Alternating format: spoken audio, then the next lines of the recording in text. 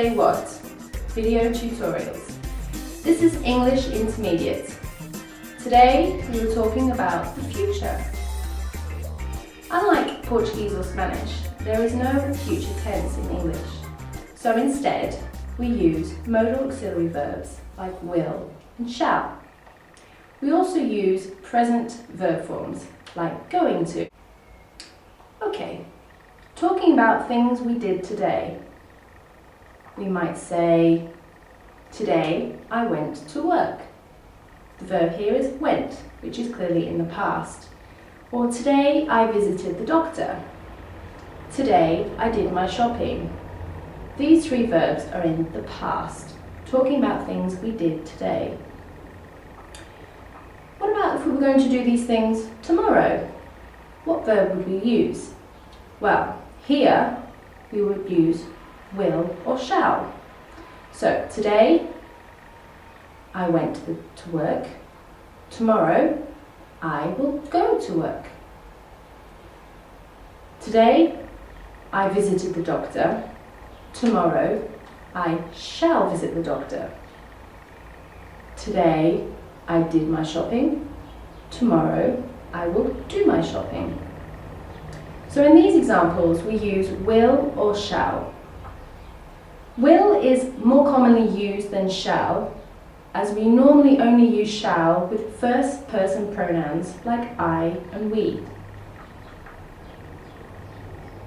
So let's look at the form and the use of will. First of all, we will look at the form. So we have personal pronouns like I, you, he, she, it, we, and they. Then we have will, positive, or won't, negative. And then the verb in the infinitive form without the to. For example, I will go. You will go. If we want to put it in the negative, I won't go. You won't go, etc. If we are using the verb shall, I or we shall go. In the negative form, we use shan't. I shan't go, or we shan't go.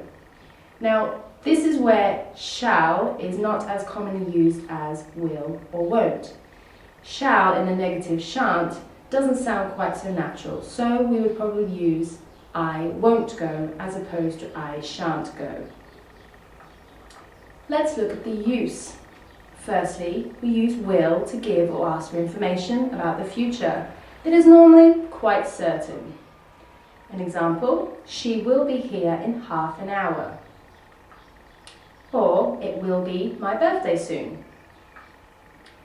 We also use will to predict the future, as we're never quite certain to the future what will happen. So it is a guess or a calculation of what might happen. An example, I think it will rain tomorrow. Who do you think will win the elections? In both these examples, we are unsure as to what will happen, so we're asking to predict what we think will happen. We use will for plans or decisions made at the time of speaking. An example, we're in a restaurant and someone asks me, what would you like to drink?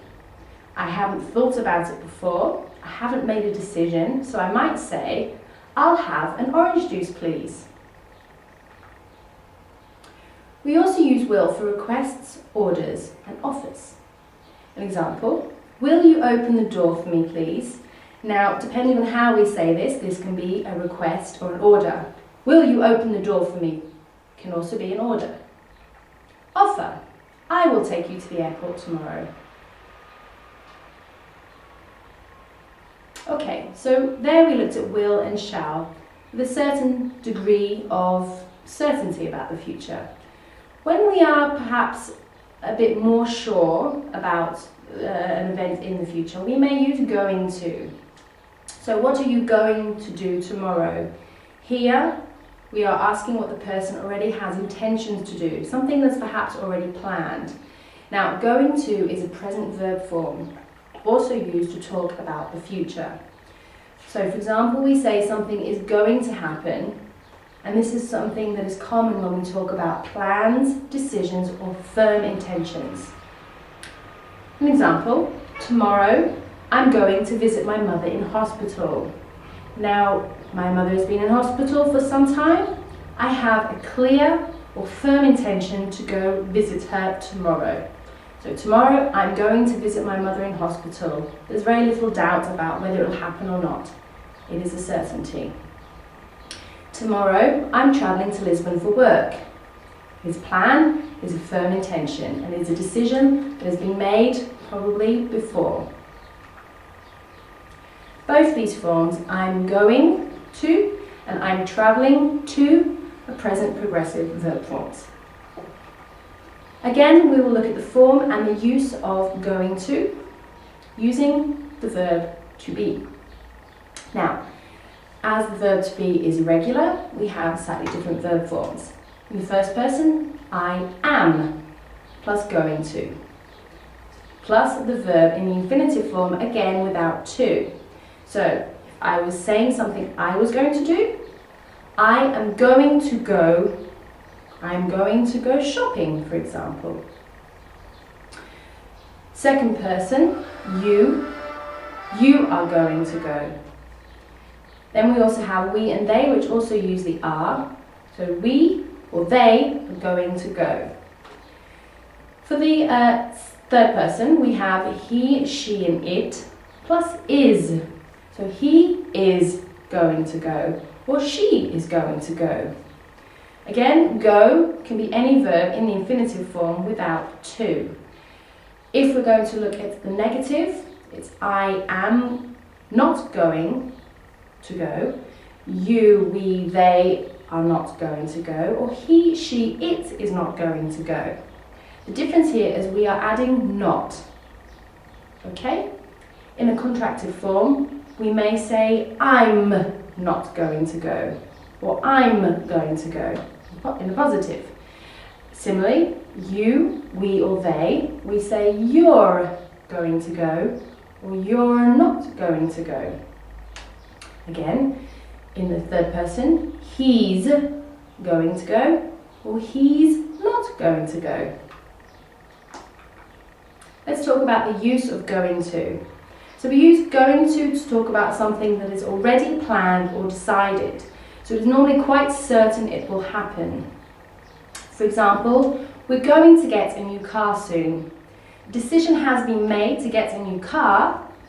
What we don't know is perhaps when, but we are quite certain it will happen or it will occur. Another example, when are you going to cut your hair?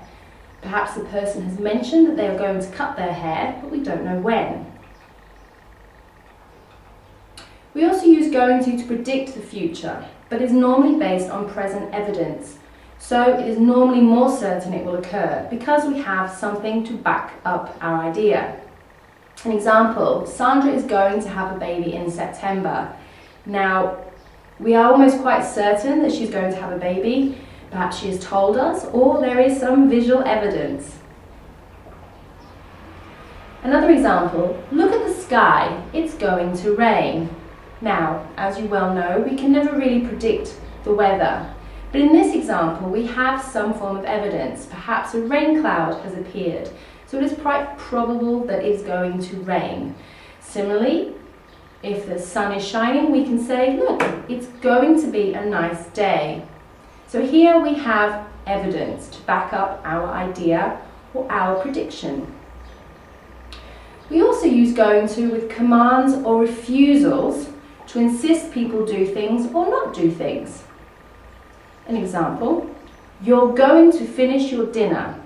This is perhaps a command the parent would say to their child. Child doesn't want to finish their dinner. They insist, you're going to finish your dinner. A refusal, you're not going to play football in my garden. It's quite obvious that it's a refusal, that someone will be able to do something. Let's summarise. So in the future tense, we look at time and certainty between will and shall and going to. With will and shall, we use it when we decide at the time to do something. There's been no decision beforehand. As in the previous example, the party is a new idea. In going to, we have already decided to do something. The party has been decided maybe a few weeks ago or even a month ago. Okay, so there we have a brief explanation of how the future tense works in English.